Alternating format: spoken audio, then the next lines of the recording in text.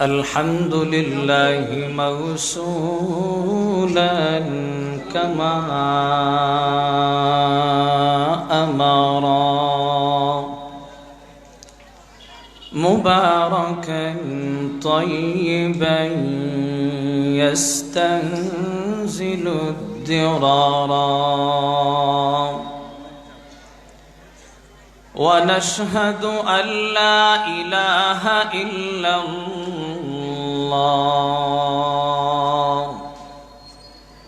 وحده لا شريك له ونشهد أن سيدنا ونبينا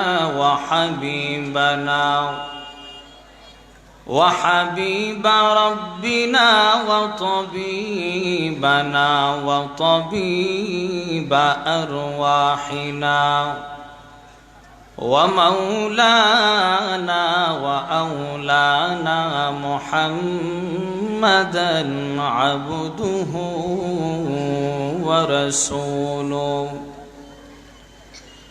الذي أرسله الله تعالى إلى كافة الناس بشيرا ونذيرا وداعيا إلى الله بإذنه وسراجا منيرا أما بعد فأعوذ بالله من الشيطان الرجيم بسم الله الرحمن الرحيم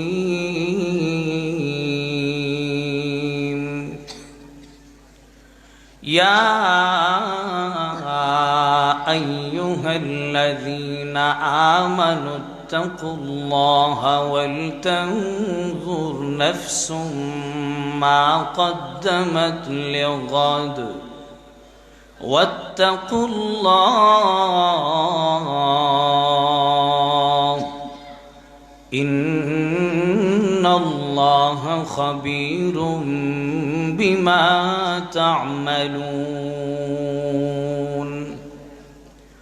وقال رسول الله صلى الله عليه وسلم إنما القبر روضة من رياض الجنة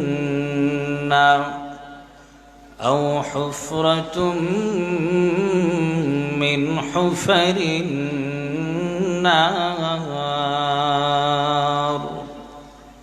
أو كما قال النبي عليه الصلاة والسلام اللهم صل على محمد وأنزله المقعد المقرب عندك يوم القيامة बुजुर्गी की नहीं कोई तमन्ना गुलाम अपना बना हमको खुदाया हम गुनहगर और तू गफ्फार है हम बुरी ऐबों से तू सत्तार है हर तरफ से हम खारो तबाह आ पड़ी तेरे दर पर या इला मोहब्बत ला इलाहा इल्लल्लाह ला इलाहा इल्लल्लाह ला इलाहा इल्लल्लाह आसमान बना लेने कल्ला जमीनों बना लेने कल्ला আসমান বানালেন এক আল্লাহ, জমিনও বানালেন এক আল্লাহ। কুল মখলুক গায়ে তার মহিমা, নেই কোনো ইলাহ আল্লাহ ছাড়া। লা ইলাহা ইল্লাল্লাহ, লা ইলাহা ইল্লাল্লাহ, লা ইলাহা ইল্লাল্লাহ মুহাম্মাদুর রাসূলুল্লাহ সাল্লাল্লাহু আলাইহি ওয়াসাল্লাম। আলহামদুলিল্লাহ। তাফসিরুল কোরআন সংস্থা আমতলের উদ্যোগে আয়োজিত যোগ পূর্তি তফসির মাহফিলের মোহতারাম সভাপতি উলামা হযরত, আসাতিজায়ে কেরাম, এলাকার সর্বস্তরের দিনপ্রিয়, ইসলাম প্রিয়, ছোট বড় মাঝারি কলেজার টুকরা ভাই বন্ধুরা, আল্লাহ সুবহানাহু ওয়া তাআলার দরবারে শুকরগুজার হচ্ছি। আল্লাহ সুবহানাহু ওয়া তাআলা আমাদেরকে না চাইতে চরম ফিতনা মুখর এই পরিস্থিতিতে, এই সময়ে, এই জামানায় মুসলমানের ঘরে জন্ম দিয়া মুসলমান বানাইছেন। এই যে এটা এত বড় নিয়ামত, এত বড় নিয়ামত আল্লাহ তাআলা আমাদের দান করেছেন।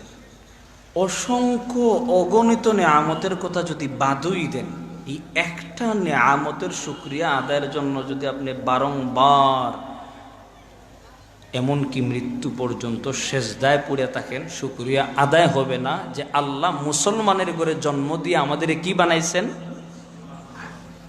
শুকরিয়ার শব্দ পড়ি আলহামদুলিল্লাহ। কঠিন, এটা কতটা কঠিন কোনো একজন হিন্দু মানুষের কাছে বৈশা বললেন যে ভাই আল্লাহ তো আছে, সৃষ্টিকর্তা তো আছে। ও বলবে হ্যাঁ আছে তো, আল্লাহ আছে, সৃষ্টিকর্তা, ওরাও মানে, সবই মানে, তো আসেন, আসতে পারবে না। বলে যে বাপ হারাতে হবে, মা হারাতে হবে, ভাই বোন হারাতে হবে, বাড়িঘর হারাতে হবে, সম্পদ হারাতে হবে, গোয়াকে এমনকি নিজের প্রাণটাও চলে যাওয়ার সমূহ সম্ভাবনা থাকে। এই পরিস্থিতিতে জেনে শুনে বুঝেও পরিস্থিতির কারণে এই কাতারে আসতে পারি না। এটা যখন আপনি মিশবেন, জানবেন, বুঝবেন, তখন অনুভব করতে পারবেন যে আল্লাহ কত বড় নিয়ামত দিয়েছেন আমাদেরকে, মুসলমানের ঘরে বানাইছেন। এটাই যে কত বড় নিয়ামত। আল্লাহ তাআলা আমাদেরকে কোরআন ও হাদিসের মজলিসে আনছেন, আল্লাহ তাআলার হাজার শুকর।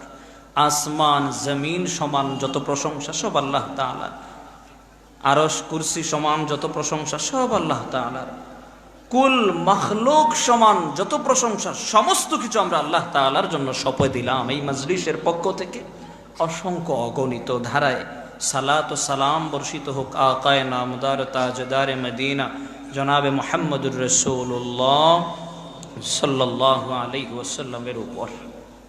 মেরে মুহতারাম, নির্ধারিত বিষয় দেওয়া হয়েছে কবরের আযাবের বর্ণনা। কবরের আযাবের বর্ণনা কমবেশি আমরা সবাই জানি। ভালো করলে তো আরাম, আর মন্দ করলে গুর্জের বাড়ি যে আছে এটা আমরা সবাই জানি, সবাই জানি। এখানে যারা বসা আছে আমরা সবাই এই বিশ্বাস আছে যে ভালো করলে, দুনিয়াতে নেকের কাজ করলে, ভালো কাজ করলে আল্লাহ তাআলা আমাদের পুরস্কৃত করবেন, মন্দ করলে ধিক্কৃত করবেন। এটা আমরা সবাই জানি, মানি না। জানলেও এই সমস্যা থেকে উত্তরণের পথ কি সেটা বুঝি না, মানতে চাই না। ইকু একটু কমায় দেন, ইকু একটু কমায় দেন, ইকু একটু। হ্যালো, হ্যাঁ জি। তো আল্লাহ সুবহানাহু ওয়া তাআলা নিজের দয়া বেশি তো তিনি বানিয়েছেন, দোষও নিবেন না। কেউ যদি গাড়ি চালায়, নতুন ড্রাইভার নতুন গাড়িতে উঠেছে, বেছাড়া আউটলাইনে গাড়ি চালাইলে চালাইতে পারে, ভালো ভালো করে শিখে নাই, কেউ তারে হাইওয়ে রোডে উঠতেও বলে নাই, স্বেচ্ছায় উঠেছে, নিজ ক্ষমতা দেখানোর জন্য উঠেছে, অ্যাক্সিডেন্ট করেছে, হাঁটু ভেঙে গেছে। যিনি শিখাইছে উনার দোষ না, যে স্বেচ্ছায় রোডে উঠছে তার দোষ? বলেন না। যে স্বেচ্ছায় রাস্তায় উঠছে, যে শিখাইতেছে সে তো বলছে তোমার শিক্ষা কিন্তু কমপ্লিট হয় নাই, তুমি হাইওয়ে রোডে উঠার যোগ্যতা এখনো অর্জন করো নাই, তুমি বাইরে থাকো। সে কথা মানে নাই, হাইওয়ে রোডে উঠছে। হাইওয়ে রোডের ড্রাইভ যেভাবে করতে হয় সেভাবে তো যোগ্যতা অর্জন করে নাই, অ্যাক্সিডেন্ট করছে। দুষ্কার যিনি শিখালো উনার না, যে গেছে তার? যে গেছে তার। আল্লাহ সুবহানাহু ওয়া তাআলা সবকিছু দিয়েছেন, বলেছেন যে এদিকে যাও না, ওদিকে যাও, এটা করো, ওটা করো না, এটা। এরপরও ইকু বেশি মনে হইতেছে ভাই, ইকু বাড়াবাড়ি করতেছে, কমায় দেন, ইকু কমায় দেন, সাউন্ডটা ইকু কমায় দেন। তো আল্লাহ তাআলা সবকিছু আমাদের সামনে বলার পরও যদি আপনি আর আমি না মানি, না মানার কারণে যদি আল্লাহ তাআলা আপনারে আমারে শাস্তির মুখামুখি করেন, তো শাস্তি দিলেন বলে আল্লাহ দোষী না, না মানার কারণে আপনি আমি দোষী? দোষী কে, আল্লাহ না আমরা? জুড়ে বলুন, আল্লাহ না আমরা? এই কথায় আপনারা সবাই একমত আছেন তো? পৃথিবীর অনেক মানুষ একমত নাই, বলে যে আল্লাহ জালেম, তিনি সৃষ্টি করেছেন, তিনি শাস্তি দিবেন কেন? সৃষ্টি যিনি করেন তিনি যদি শাস্তি দেন, তাহলে তার সৃষ্টির প্রতি মায়া রইল কই? তাহলে তিনি সদয় নয়, তিনি জালেম। নাউযুবিল্লাহ। আমাদের বিশ্বাস এবং আকীদা হলো আল্লাহ তাআলা সবকিছু পরিপূর্ণভাবে বিস্তারিত বর্ণনা করে দেওয়ার পরে কেউ যদি সঠিকটা মানে তো আলহামদুলিল্লাহ, কেউ যদি বেঠিক পথে চলে তো আল্লাহ তাআলা তাকে বারবার ফিরানোর জন্য কোরআনে আয়াত নাজিল করেছেন, মুহাম্মদুর রাসূলুল্লাহর মাধ্যমে নির্দেশ জারি করে দিয়েছেন যে এটা করো, এটা করো না, বারবার একাধিকবার। কুরআনে কতবার যে দরদ নিয়ে আল্লাহ বলেছেন, ইয়া আইয়ুহাল্লাযীনা আমানুত্তাকুল্লাহ, ইয়া আইয়ুহাল্লাযীনা আমানুত্তাকুল্লাহ। বারবার আল্লাহ সুবহানাহু ওয়া তাআলা এই কথা বলছেন, ভয় ভীতি আমারটা নিয়ে চলো, আমার ভয় ভীতি নিয়ে চলো। একথা আল্লাহ তাআলা একাধিকবার বলেছেন। কেন? যে মহব্বত বেশি তৈরি তো করেছি, তৈরি করার পরে তোমাদের কেমনে জাহান্নামে ফেলি, কেমনে আযাবের মধ্যে ফেলি, কেমনে তোমরা আযাবের মধ্যে আটকা পড়ে যাইবা, এই দয়ায় বারবার সতর্ক করেছেন। এরপরও যদি না মানি, এরপরও যদি আযাবে গ্রেফতার হই, নিজের দোষে না রবের দোষে? জুড়ে বলি, নিজের দোষে। এই ব্যাপারে আপনাদের কোনো আপত্তি আছে কিনা? আমার দোষে আমি যদি গর্তে পড়ে যাই, দোষ আমি বলি এটা আমার, আপনারাও কি বলেন? আপনার দোষে আপনি যদি আল্লাহর ব্যাপারে, আল্লাহর কোনো শাস্তির সম্মুখীন আল্লাহ না করুক, যদি হয় যান, তাহলে দোষ কি আল্লাহর না আমার? এই যে এটা আকীদা বিশ্বাস, এই আকীদা আর বিশ্বাস আমাদের ঠিক আছে কিনা? কেউ যদি উল্টা ওয়াজ করে এসে যে সৃষ্টিকর্তা এরকম, কেমন সৃষ্টিকর্তা? তিনি সৃষ্টি করলেন, আবার তিনি শাস্তি দিবেন, তিনি তৈরি করলেন, তিনি আবার আগুনের মধ্যে জ্বালাবেন, তিনি আমাদেরকে বানালেন, তিনি কেনই বা আবার আমাদের আযাব দান করবেন? এটা তো তাহলে আসলে রবের কাজ না। তাহলে যিনি এই ঘোষণা করতেছেন তিনি রব না। এই ওয়াজ যদি কেউ করে, আপনারা কি মাইনা নিবেন নাকি? এটা কেন বললাম? যে বিষয় দেওয়া হয়েছে আযাব সংক্রান্ত আলোচনার জন্য, আর আযাব সংক্রান্ত আলোচনা আল্লাহ তাআলা কোরআনে করেছেন আপনার আর আমার শিক্ষার জন্য। আল্লাহ সুবহানাহু ওয়া তাআলা তো দুনিয়াতে সবকিছু দিয়ে পাঠিয়েছেন, নবী দিয়েছেন, কিতাব দিয়েছেন, এবং সামারা বয়ান করে দিয়েছেন যে এই পথে চললে না এই ফল আমি তোমাদেরকে দান করব। আর এই পথ অবলম্বন না করে যদি ভিন্ন পথ অবলম্বন করো, তাহলে এই শাস্তি, এই কর্মদোষের গুণে এই আযাবটা তোমাকে ভোগ করতে হবে। আল্লাহ বলে দিয়েছেন আমার ভালোর জন্য, আপনার ভালোর জন্য, আপনার আর আমার ভালোর জন্য, যাতে করে কবর জগতে চলে যাওয়ার পর আমাদের আরাম হয়, এই দুনিয়া থাকার জায়গা না। জি, মেহেরবানি করে আমরা যদি একটু আগ বেড়ে ফাঁকা জায়গাটা আমরা গ্যাপটা পুরা করে দিই, পিছনের ভাইদের জায়গা করে দিই, আল্লাহ তাআলা খুশি হবেন। একটু আগ বেড়ে লা ইলাহা ইল্লাল্লাহ, লা ইলাহা ইল্লাল্লাহ, লা ইলাহা ইল্লাল্লাহ, লা ইলাহা ইল্লাল্লাহ, লা ইলাহা ইল্লাল্লাহ, লা ইলাহা ইল্লাল্লাহ। মুহাম্মাদুর রাসূলুল্লাহ সাল্লাল্লাহু আলাইহি ওয়াসাল্লাম। আজকের এই মাহফিলে বাংলাদেশের বাছাই করা কয়েকজন আলেম এসেছেন। আর যে কয়েকজন আলেম এসেছেন, এক মুহতারাম তো ওয়াজ করে চলে গেলেন, হাবিবুল্লাহ মাহমুদ কাসিমি হাফিজাহুল্লাহ, মহব্বতের মানুষ, তিনি খুব স্নেহ করেন। তো আরো দুজন আসতেছেন, একজনের নাম হলো রেজাউল করিম আবরার হাফিজাহুল্লাহ, আর একজনের নাম মুসা আল হাফিজ হাফিজাহুল্লাহ। আমরা হয়তো জানি না যে আমার পুরা বাংলাদেশের মুসলমানদের নিয়ে যারা ফিকির করেন, চিন্তা করেন, দাওয়াতি কাজ করে যাচ্ছেন পুরা বাংলাদেশ নিয়ে, এদের মধ্য থেকে দুইজন মানুষ আমাদের সিলেটের। আর এই দুই বৃহত্তর ইলমের হাস্তি আমাদের আজকের এই মাহফিলে উপস্থিত হবেন। আপনারা খুশি না বেজার? আর আরো খুশির খবর হলো, দেশব্যাপী পরিচিত ওই দুই বুজুর্গের মধ্য থেকে, বিদগ্ধ আলেমের মধ্য থেকে একজন, যিনি মুসা আল হাফিজ, তিনি আমাদের গ্রামেরই কৃতি সন্তান। পড়ুন আলহামদুলিল্লাহ। আলেমদের মানুষ মনে করে কোনো কিছুই নাই, বুধ শক্তি কম। কিন্তু ইদানিং পরীক্ষা হলো, হয়তো আপনারা অনেকে দেখেছেন এবং জানেন, ধর্মীয় বিশ্লেষক যারা বাংলাদেশে আছেন, এদের মধ্য থেকে মাত্র 3 জন মানুষকে রাষ্ট্রীয় কোনো একটা কাজ করার জন্য বাছাই করা হয়েছে। সারা বাংলাদেশের অসংখ্য অগণিত আলেম উলামাদের মধ্য থেকে মাত্র 3 জনকে বাছাই করা হয়েছে। এই 3 জনের মধ্য থেকে একজন হলেন আমাদের এলাকার মুসা আল হাফিজ। আলহামদুলিল্লাহ। গ্রহণযোগ্যতা দেশব্যাপী আছে না নাই? ইজ্জত করা। আল্লাহ তাআলা শেখ মুসা আল হাফিজ হাফিজাহুল্লাহ সহ রেজাউল করিম আবরার ভাই সহ যারা আলোচনা করেছেন, করছেন, করবেন, আল্লাহ তাআলা সবার হায়াতের মধ্যে বারাকা বাড়ায়া দেন। পড়ো না আমিন। মরতে হবে একথা সত্য, এই ব্যাপারে কোনো সন্দেহ আমাদের দুনিয়ার কারো নাই। পৃথিবীর কোনো মানুষ এই ব্যাপারে সন্দেহ পোষণ করে না। মানুষ তো মতানৈক্য করে, ইখতিলাফও তৈরি করে, মারামারিও করে, 2 দল হয়, 3 দল হয়।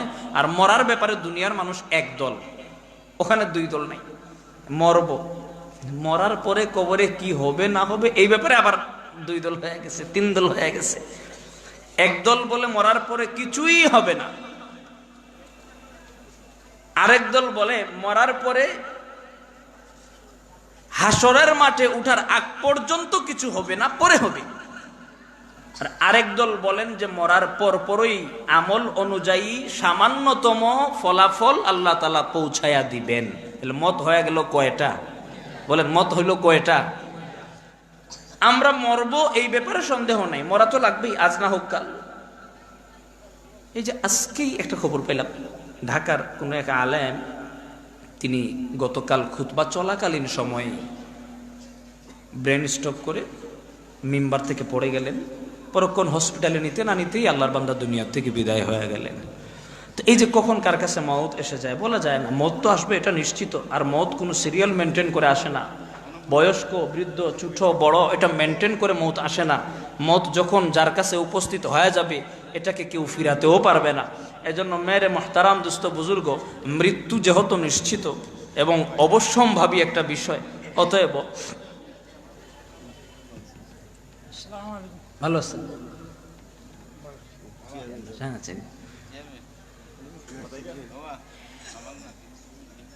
তো আল্লাহ সুবহানাহু ওয়া তাআলা আপনার আমার সামনে মৃত্যুকে নিশ্চিত করে বয়ান করে দেওয়ার পর এই জিনিসটা আমাদের সামনে ক্লিয়ার হওয়া উচিত, আমাদের মরণের পরে কিছু হবে কি না, হলে কোথায় কি হবে, কখন হবে, এই বিষয়টা যখন আমরা জানবো, মরণ যেহেতু নিশ্চিত, এই ব্যাপারে কোনো সন্দেহ নাই। আজ না হোক কাল আমি মরবই, মরতে হবেই।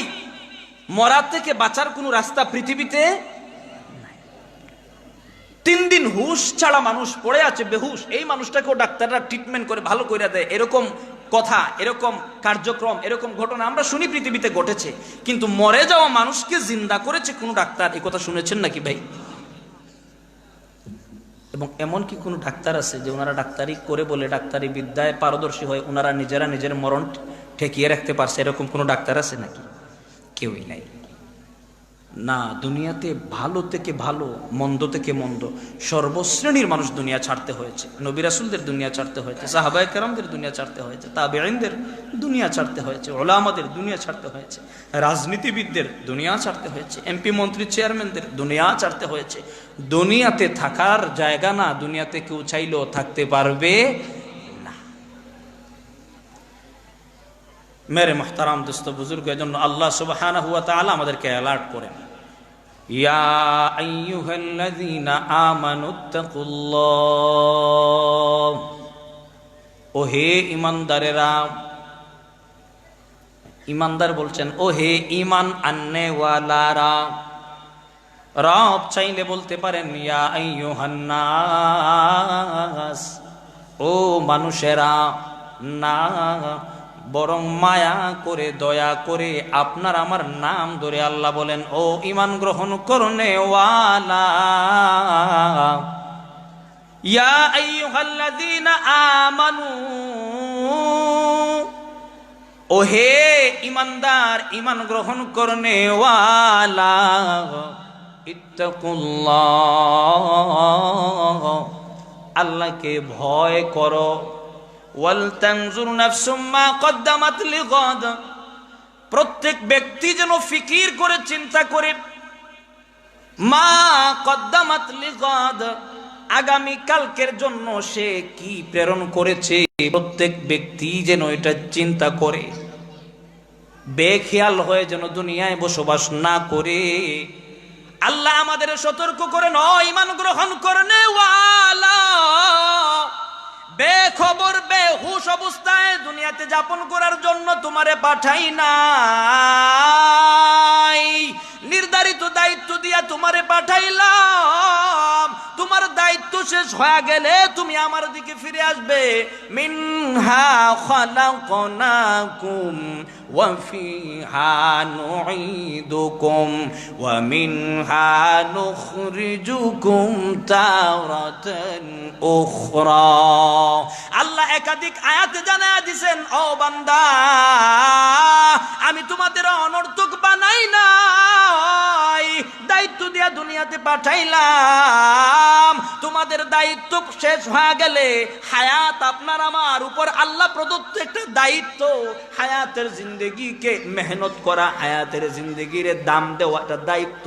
আল্লাহ বলেন আফা হাসিবতুম আন্নামা খালাকনাকুম আবাসা, তোমরা কি মনে করো তোমাদেরকে আমি অনর্থক বানাইলাম, ওয়া আন্নাকুম ইলাইনা লা তুরজাউন, এবং তোমরা কি ধারণা করো তোমরা আমার দিকে ফিরে আসবে না?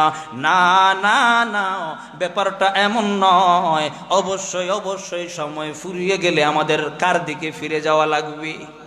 জোরে বলেন, কার দিকে?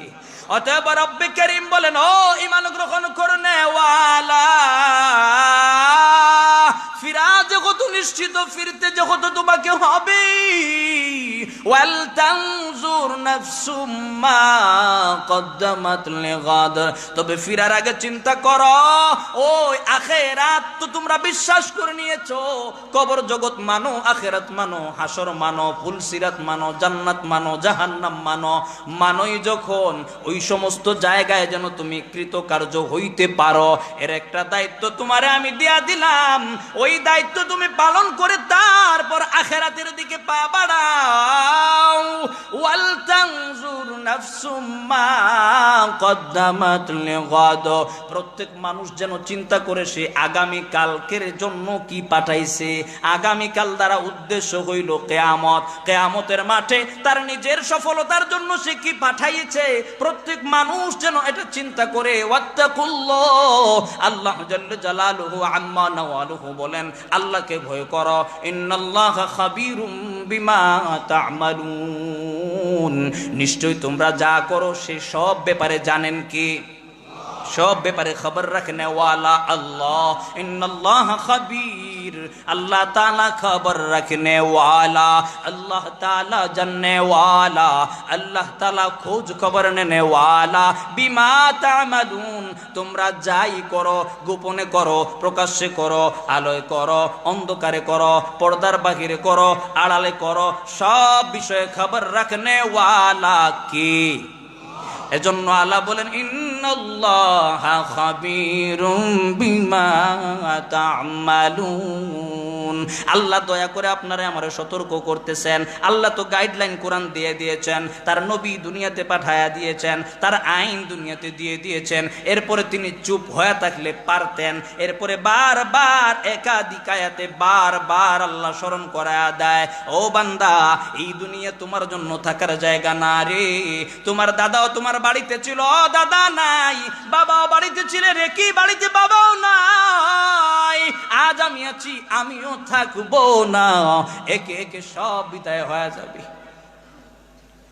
মুহতারাম, এজন্য আল্লাহ জাল্লা জালালুহু আম্মা নাওয়ালুহু কোরআনে কারীমের মধ্যে বলেন, ও বান্দারা তোমাদের সামনে এমন একটা দিন রয়ে গেছে, মরণ তোমাদের সামনে হাজির। আখিরাতের প্রথম ঘাটি মরণ, মরণের পর তোমাদের দাফন করা হয়। এটা একেবারেই ওই পরজগতের প্রথম ঘাট তোমাদের জন্য কবর। কবরের গুনাগুনি, কবরের অবস্থা, কবরের বাস্তবতা তোমাদের দুনিয়ার জিন্দেগি থেকে শুরু হয়ে যাবে, তোমাদের জিন্দেগি থেকেই শুরু হয়ে যাবে।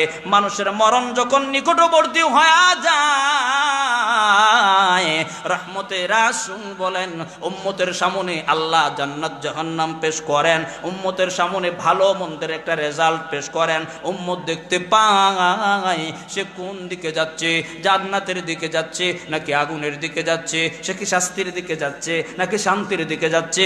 একটা মূল সামারা তৈয়ার করে আল্লাহ বান্দাদের সামনে পেশ করেন। মরনে ওয়ালা মরার আগে আগে তার চোখের মধ্যে বাইসা যায়। এজন্য মুহতারাম, মরণের আগে আগে কবরের অবস্থা শুরু হয়ে যায়। যখন আমাদের দাফন করে দেওয়া হয়, যদিও তিনটা দল, কেউ কেউ বলেন মরণের পরে কিছুই নাই, এদের কথা গ্রহণযোগ্য না, এরা হলো নাস্তিক। নাস্তিকরা বলে মরণের পরে কিছুই নাই, মানুষ মরে গেলে তো পচে গেল, মরে গেলে তো নাই হয়ে গেল, মানুষ মরে গেল তো পচে গেল, নাই হয়ে গেল। ব্যাপারটা কি এরকম নাকি? না না না, ব্যাপারটা এমন না।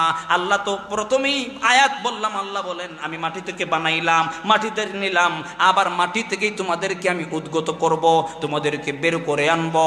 অতএব এমন না যে মরণের পরে আমাদের অস্তিত্ব শেষ, আমাদের আর কোনো হিসাব নিকাশ হবে না, আল্লাহর সামনে দাঁড়ানো লাগবে না, কবরে হিসাব নিকাশ দেয়া লাগবে না। ব্যাপারটা এমন না, বরং আমাদের আকীদা ও বিশ্বাস হলো আল্লাহ সামনে সমগ্র মানব জাতির জন্য আলাদা একটা জগৎ রেখে দিয়েছেন, যেই জগৎকে কোরআন ও হাদিসের পরিভাষায় বলা হয় আখিরাত। কোরআন ও হাদিসের পরিভাষায় কি বলা হয়? আখেরাত। আখেরাত গোটা গোটা পরকালকে আখেরাত শব্দের মাধ্যমে ব্যক্ত করা হয়, কিন্তু কিয়ামত জিনিসটাকে একাধিক নামে আল্লাহ বলছেন। কখনো ইয়াউমুল হাসরা, কখনো ইয়াউমুল কিয়ামা। আল্লাহ সুবহানাহু ওয়া তাআলা কিয়ামত যে হবে, মানুষের কিয়ামত তার মরণ থেকে শুরু হয়ে যায়।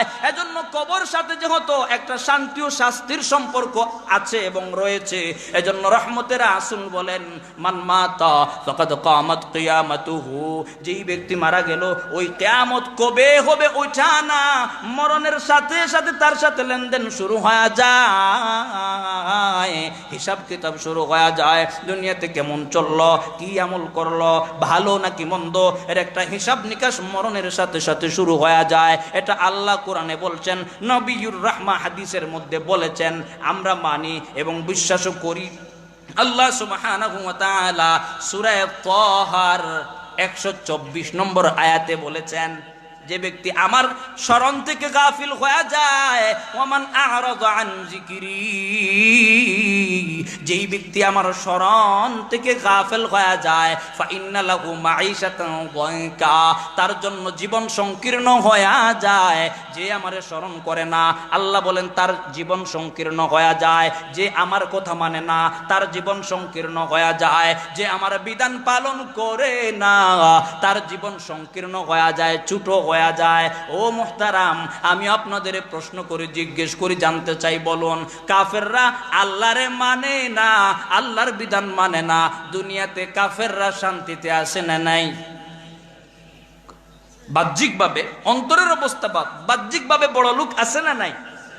ওরাই বড় লোক। ফিলিস্তিন পিঠায়, লেবানন পিঠায়, ইরাক পিঠায়, ইরান পিঠায়, বাংলাদেশের পিটন শুরু হয়ে গেছে, আছে না নাই? হ্যাঁ হ্যাঁ, দেখেন না আপনারা? কি নির্মম নিষ্ঠুর আচরণ। আহা, এই ফিতনা আর বোধহয় থামবে না। অ্যাডভোকেট সাইফুল ইসলাম আলিফের কুরবানির সময় মানুষ গরুকে যেভাবে জবাই করে, হিন্দু সংগঠন ইসকন কর্তৃক একজন মুসলিমকে চট্টগ্রামে ওই গরুর মতো জবাই করে তারা দুনিয়ার থেকে বিদায় করে দিল।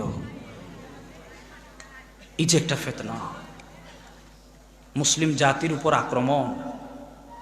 তার কারণ বলছি ওয়াজ শুনি তো কানের মজা নেই আর মানতে নারাজ। হযরত সাহাবায়ে কেরাম বলেন ওয়াজও শুনবো মানবো, ওয়াজও শুনবো মানবো, আর জান দিয়ে বাস্তবায়ন করার চেষ্টা করবো। এটা ছিল ওনাদের স্লোগান। আমাদের বর্তমান সময়ের স্লোগান হলো ওয়াজও শুনবো, ভালো লাগবে, মানবো না, বাস্তবায়ন করব না, পরদিন সকালবেলা একটু আলোচনা করব, এই হুজুরটা ভালো লাগে না, ওই হুজুরটা একটু ভালো, উনি একটু সুন্দর হয়েছে, উনি ঘটনা বলছে, উনি এই মানে কি বোধের একটা আড্ডা বসে ওয়াজের পরে। আমাদের দেশে এরকম আছে না নেই? হ্যাঁ, আমাদের বাস্তবতা হলো এরকম। এজন্য আমাদের কোনো সফলতা নাই, বরং পদে পদে আমরা মারই খেচ্ছি আর মার খেয়েই যাচ্ছি। এই অবহেলিত এই জাতিকে কে বুঝাবে যে আমরা মুসলিম জাতি? আর মুসলিম জাতির একটা পরিচয় হচ্ছে ইলায়ে কালিমাতুল্লাহ, আল্লাহর বিধান বাস্তবায়ন করার জন্য নিজের সর্বস্ব বিলীন করে হলো বাতিলের সামনে এমন ভাবে দাঁড়ানো লাগবে যে বাতিল আপনাকে আমাকে মারবে কেন? আপনার আমার চৌচির, আপনার আমার দানু দেখে বাতিলদের দেওয়া চৌচির হয়ে যাওয়া, বাতিলদের দেয়াল, বাতিলদের শক্ত পা, বাতিলদের দুনিয়াবি যত শক্তি, অস্ত্র, গোলা বারুদ যা কিছু আছে, মুসলমানদের একতার ভিত্তিতে যেন এদের সব পরাশক্তি বাতিল হয়ে যায়, এই দায়িত্ব ছিল আমাদের। কিন্তু আমরা এর মধ্যে সামান্যতম ভূমিকা পালন করি না। আমরা নিজেদের মধ্যে মারামারি, দলাদলি, আক্রমণ, আর এই সুযোগে ওরা ওদের সব ইরাদা এবং সব বাসনা বাস্তবায়ন করে যাচ্ছে। গত পরশু বা এর আগের দিন ফরিদপুর থেকে আসলাম, ওখানে খবর পাইলাম ফরিদপুরের মুকসেদপুর থানার নিকটবর্তী গ্রাম অঞ্চলে একটা গ্রাম, হাওর অঞ্চল, হাওরের কাছে, যেমন আমাদের এই সাইডে গেলে হাওরের পরে টেফিগঞ্জ নাকি, ওটা যেভাবে হাওরের পরে একটা অঞ্চল, ওইরকম হাওরের পরে একটু দূরতম একটা অঞ্চল, একটা গ্রাম। ওখানে হয় 100টা ফ্যামিলি অথবা 100 মানুষের কথা শুনলাম। খ্রিস্টানরা মেহনত করে 100 জন মানুষ অথবা 100টা ফ্যামিলির সব সদস্যদেরকে খ্রিস্টান বানায় ফেলছে। কই আমার বক্তা ভাইরা কোথায়? বাংলাদেশের তাবলীগ ওয়ালা ভাইরা কোথায়? বাংলাদেশে।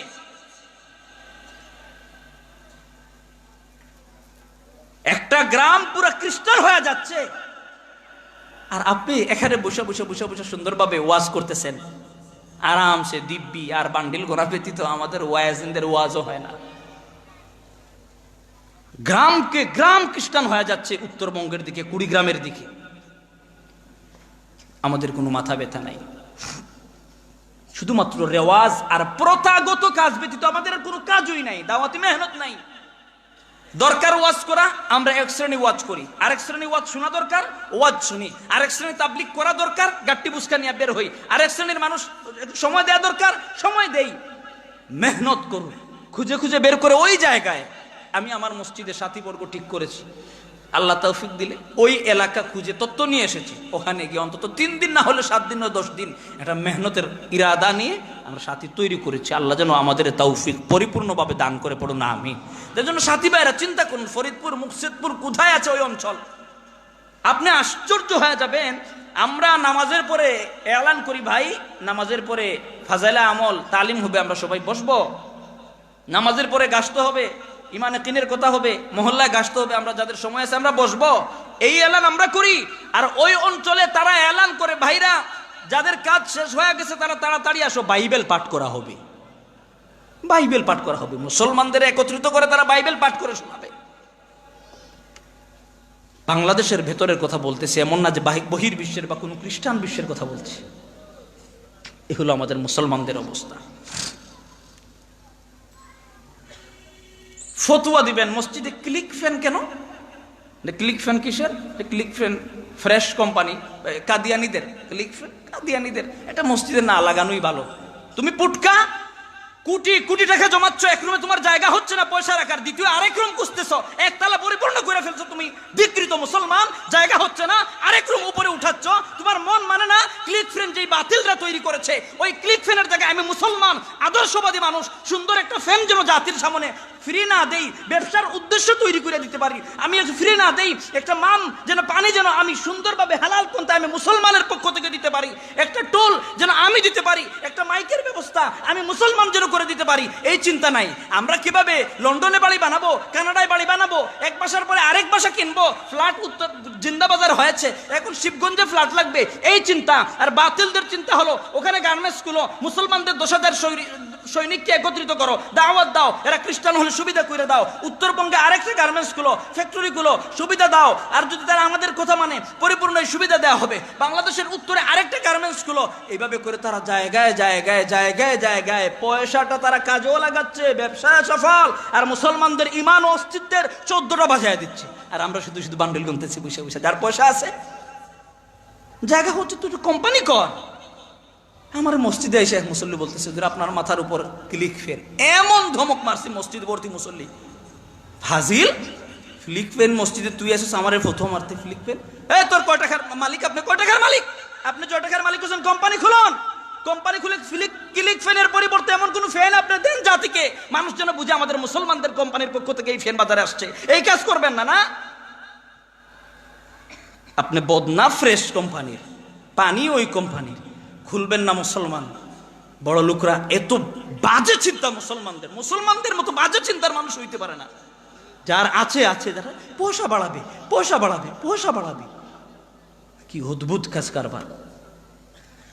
যার পয়সা আছে 10 কোটি খাটানোর মতো আপনি খাটান। এই এলাকায় যে শ্রমিকগুলা বেহুদা কাজ পড়ে রয়েছে, আমার এলাকার বিশেষ করে আমতলের কথাও যদি আমি বলি, আপনি আপনার লাইফস্টাইল এইভাবে তৈরি করুন। যার পয়সা আছে আপনি ওখানে একটা জিনিস তৈরি করুন, যেখান থেকে সারা বাংলাদেশে একটা পণ্য সাপ্লাই দিবেন। আপনার আমতলে থাকা অন্তত 500 মানুষ অথবা 300 মানুষ অথবা 100 বেকার যুবকের কাজের ব্যবস্থা হবে না ভাই? মুসলমান হিন্দুদের কোম্পানিতে কাজ করা লাগবে, ইহুদিদের কোম্পানিতে কাজ করা লাগবে, খ্রিস্টানদের কোম্পানিতে কাজ করা লাগবে। দুনিয়াতে যত কোম্পানি সব খ্রিস্টানদের, বেশিরভাগ ম্যাক্সিমাম ইহুদি খ্রিস্টানদের। তা আমরা ফতোয়া দিবেন এটা নাই এটা নাই এটা নাই, কি করবেন আপনি? আপনি চলতে পারবেন না। আপনি যে জুতা পরে ঘুরতেছেন এই জুতাও তাদের তৈরি, এই জুতার ফুল অবস্থা যদি তারা তৈরি নাও করে, আপনার ফর্মটা তারা তৈরি করে দিতেছে। এই একটা জিনিস তৈরি হইতে যা যা লাগেছে, আপনি হয়তো মনে করবেন এটা আমতৈল বাজারে তৈরি হয়েছে। আমতৈল বাজার তৈরি করার মতো কারিগর তৈরি হয় না, এটার পার্টস ওই ইহুদিদের দেশ থেকে আসছে, সে একটু জোড়াতালি দিয়ে এটা তৈরি করেছে, তাহলে মূল জিনিসটা ওরাই সাপ্লাই দিয়েছে। আপনি এরকম একজন টেকনিশিয়ান ইঞ্জিনিয়ার তৈরি করুন যে এটা তৈরি করতে পারবে। তৈরি করবেন না, বিকল্প ব্যবস্থা করে দিবেন না। মুসলমানদের অবস্থা এত বাজে, এত বাজে, মুসলমানদের অবস্থা বাজে। পরিস্থিতি থেকে আল্লাহ তাআলা আমাদের হেফাজত করুক, পড়ুন আমিন। মরা লাগবে কিনা ভাই বলেন না, মরা লাগবে কিনা? হিসাব নিকাশ আল্লাহ তাআলার সামনে দেয়া লাগবে কিনা? ওখানে কেউ ছাড় পাবো না। এটাও কিন্তু অধিকারের মধ্যে আইসা পড়ে। তোমার সুযোগ ছিল, তোমার তৌফিক ছিল, তুমি মুসলমানদের হয়ে অর্থের শক্তিতে কাজ করার সামর্থ্য তোমার ছিল, তুমি করো নাই, শুধুমাত্র একক চিন্তাই করেছো, আটকা পড়ে যাবে মুসলমান।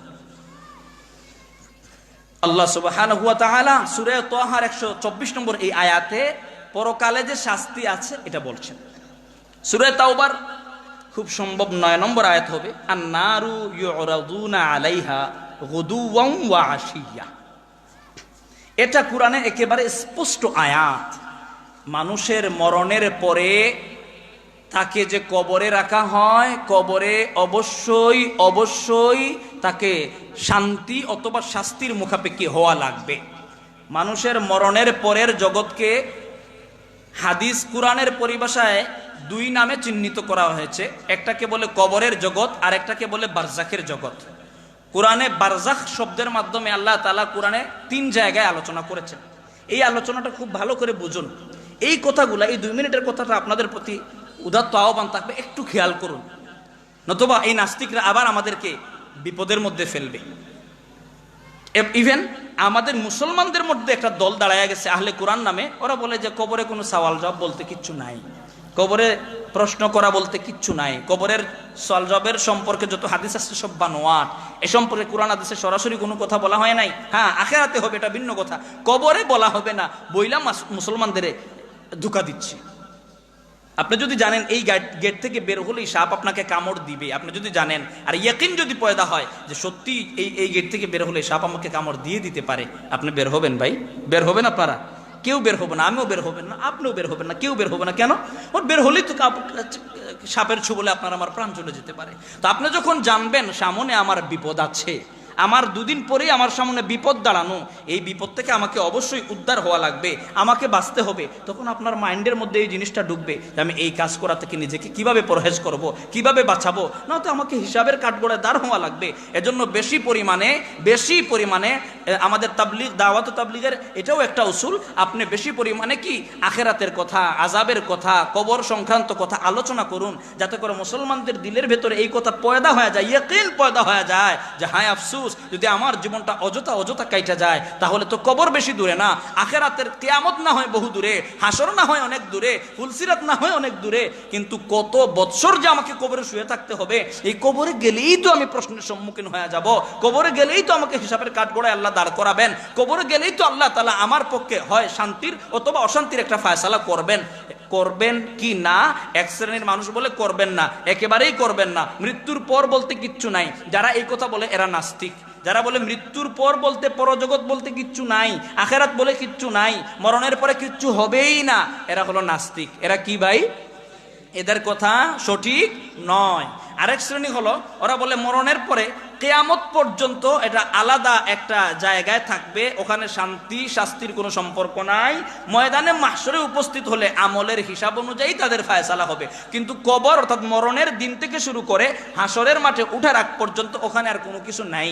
এটা যারা বলেন, আমাদের বাংলাদেশে এক শ্রেণীর মুসলমান যাদেরকে আহলে কোরআন বলে চিহ্নিত করা হয়, ওনারা এই দাবি করেন, ওনাদের দাবিও সঠিক নয়। আর আরেক শ্রেণীর উলামায়ে হক আছেন, ওনারা মনে করেন এই যে মরণের পর থেকেই কবরে দাফন হওয়ার সাথে থেকেই দুনিয়ার মাদফুন সমস্ত মানুষের সাথে একটা লেনদেন হবে, একটা মুআমালা হবে, ভালো ও মন্দের একটা জিজ্ঞাসাবাদ হবে, জিজ্ঞাসাবাদের উপর ভিত্তি করে শান্তি এবং শাস্তির সামান্য একটা ফায়সালা হবে। অরিজিনাল ফায়সালা তো হবে কিয়ামতের মাঠে, সামান্যতম একটা ফায়সালা হবে। এর একটা দলিল কোরআনে আল্লাহ তাআলা বলেছেন। কোরআনের সূরা তাওবাতে যে কথা বলছেন খেয়াল করুন, আল্লাহ সুবহানাহু ওয়া তাআলা বলেন আন-নারু ইউরাদুনা আলাইহা গুদুওয়ান ওয়া আশিয়া। নার মানে আগুন, নার মানে কি ভাই? আগুন। আন-নারু ইউরাদুনা, আগুনকে পেশ করা হবে অথবা তাদেরকে পেশ করা হবে, আলাইহা, এই আগুনের সামনে। সমস্ত আলে ফেরাউনের ব্যাপারে এই আয়াতেই আছে, আল্লাহ তাআলা ফেরাউনদের ব্যাপারে কথা বলতেছেন যে সমস্ত আলে ফেরাউনকে আগুনের সামনে পেশ করা হবে, গুদুওয়ান ওয়া আশিয়া, সকাল সন্ধ্যায় ফেরাউন সম্প্রদায়কে আগুনের সামনে পেশ করা হয় অথবা আগুনকে তাদের সামনে পেশ করা হয়।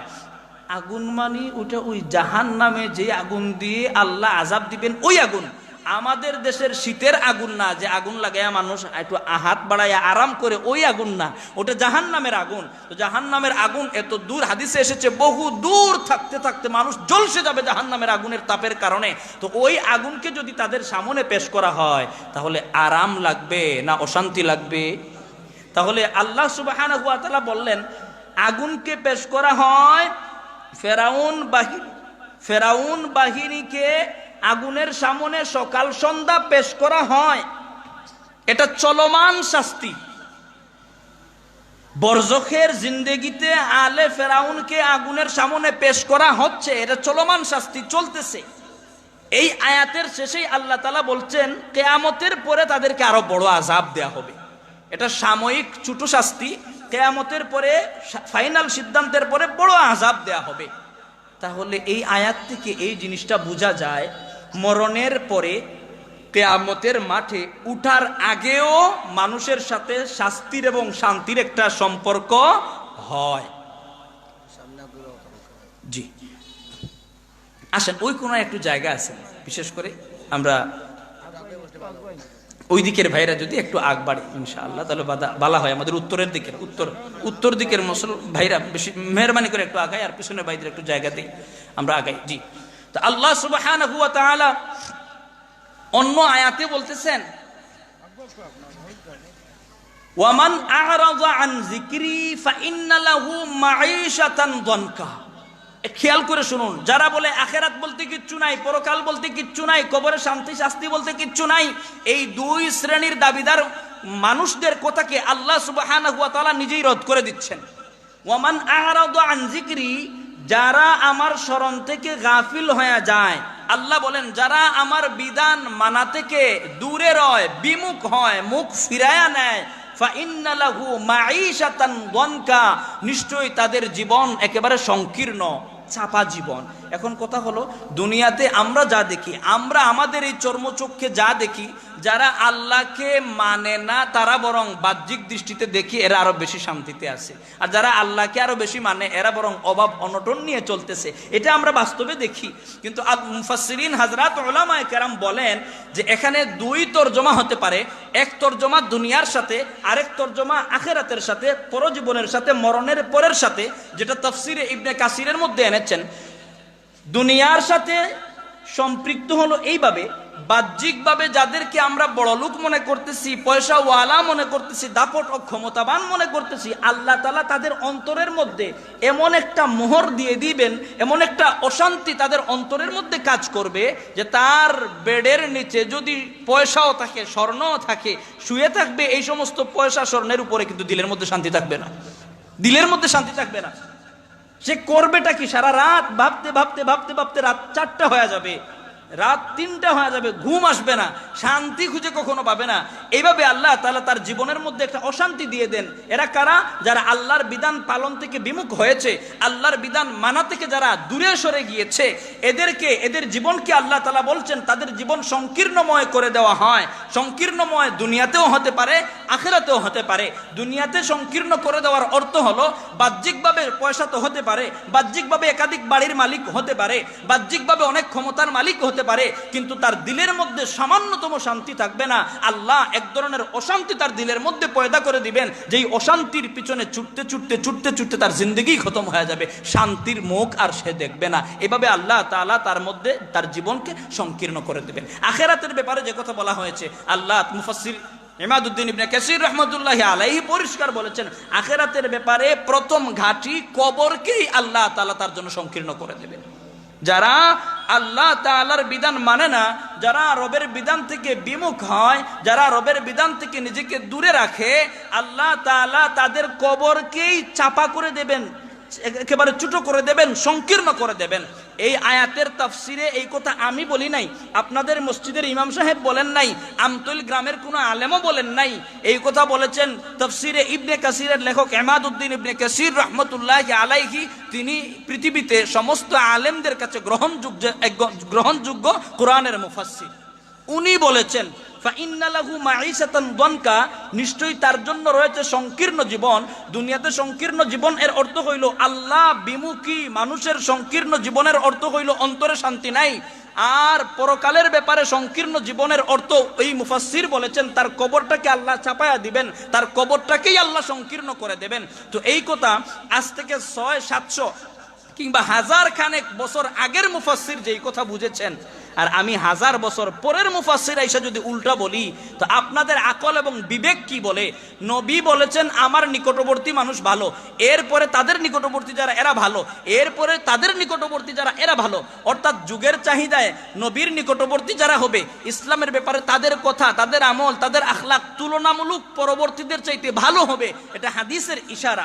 1000 খানেক বছর আগে যিনি এই তাফসির করে গিয়েছেন, উনার তাফসির আমরা মানবো না এই জামানায় যিনি তাফসির করেছেন উনার তাফসির মানবো? এখন আপনারা বলুন, আগেরটা সঠিক না পরেরটা সঠিক?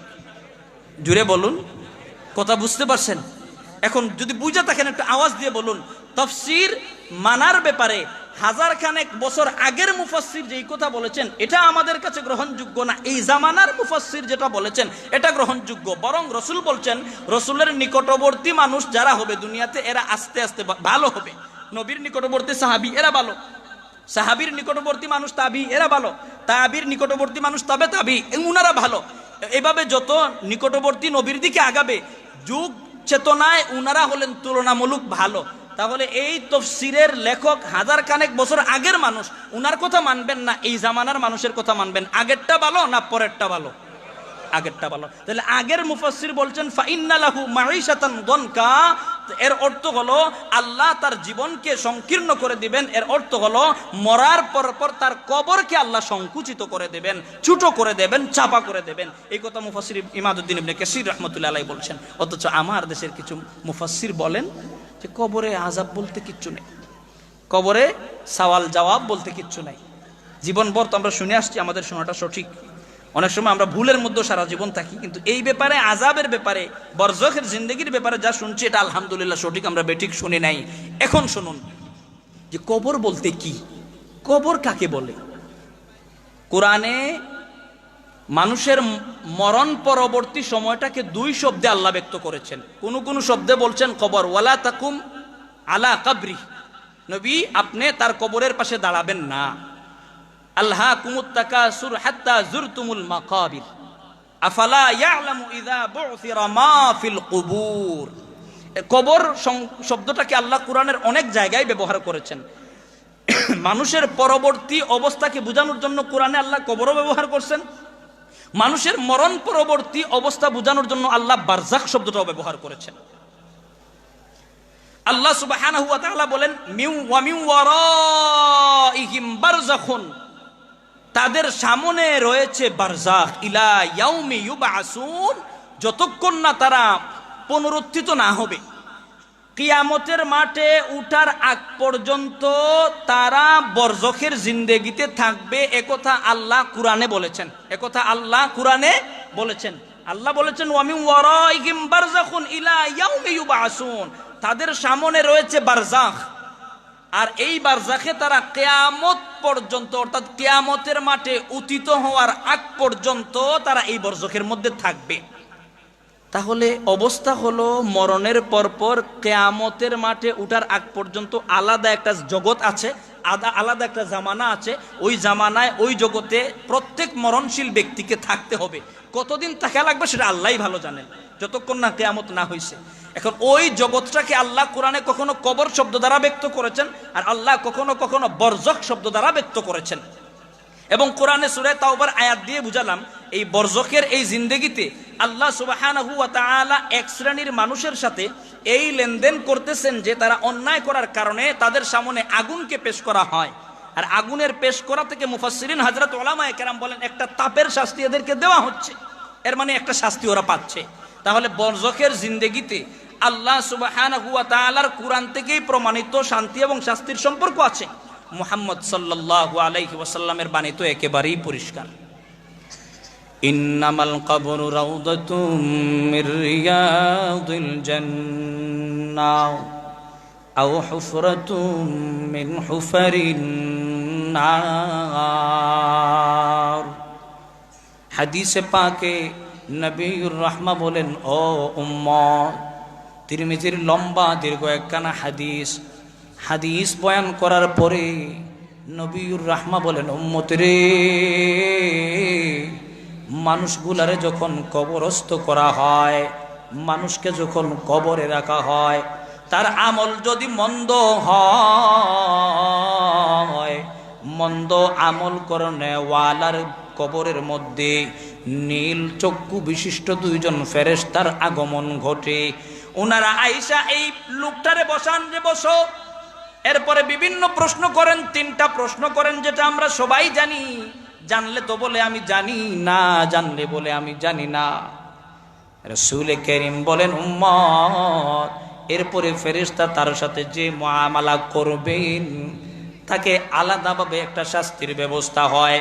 2 কোয়ালিটির শাস্তির কথা কোরআনে আছে, মুগুর দিয়ে মারার ব্যাপারেও আছে। যখন আল্লাহর ব্যাপারে প্রশ্ন করা হবে, সে বলবে আমি কোনো কিছুই জানি না। ধর্ম সম্পর্কে প্রশ্ন করা হবে, বলবে আমি জানি না। রাসূলের ব্যাপারে প্রশ্ন করা হবে, বলবে আমি জানি না। ফেরেশতারা শাস্তির লাঠি নিয়ে হাজির হবেন।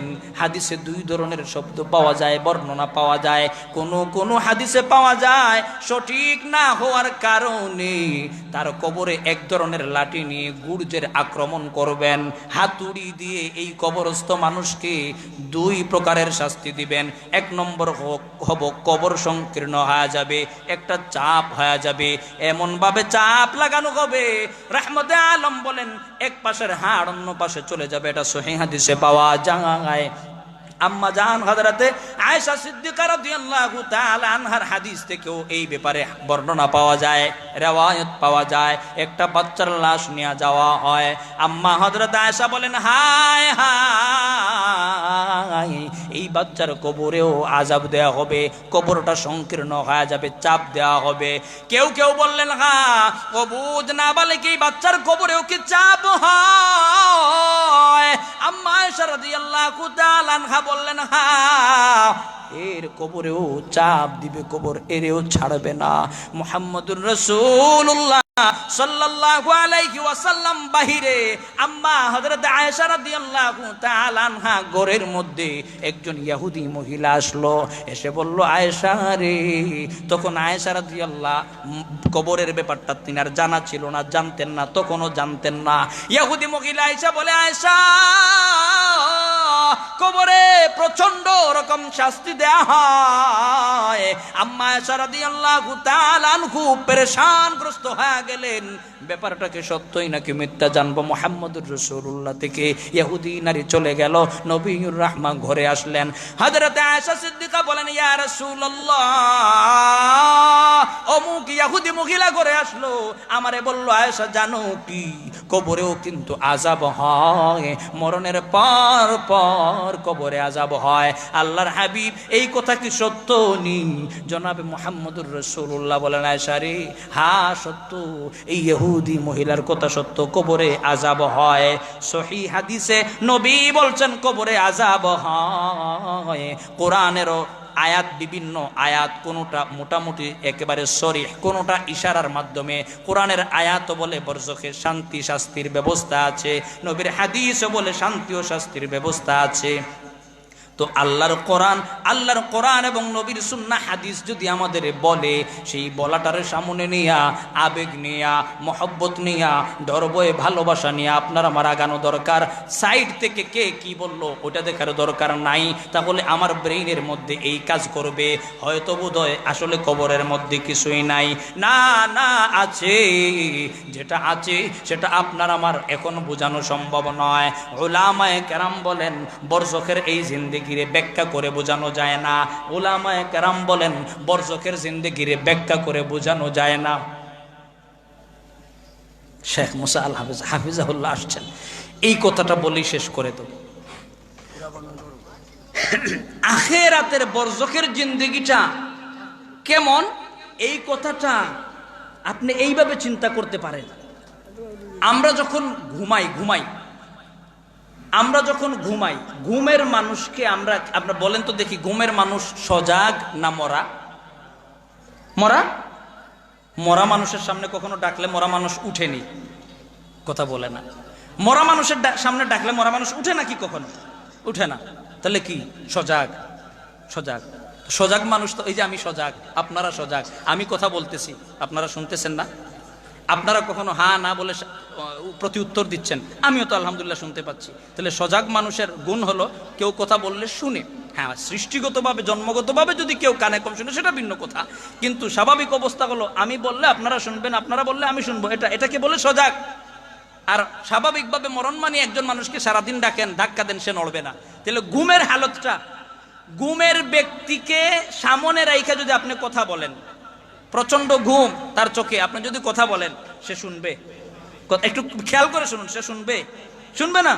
ঘুমে আপনার পাশে ঘুমে থাকা ব্যক্তি, আপনারা দুজন বন্ধু ইচ্ছে মতো কথা বলতেছেন, কিন্তু ঘুমের মানুষ ঠিকই ঘুমাইতেছে, মরার ঘুমের মধ্যে তার কোনো খবরই নাই। এরকম হয় কিনা? আচ্ছা, এই ঘুমের মানুষটার আপনি যখন ধাক্কা দিবেন, হ্যাঁ উঠে কিনা, আপনারা মনে হয় বুঝেন না। উঠে উঠে।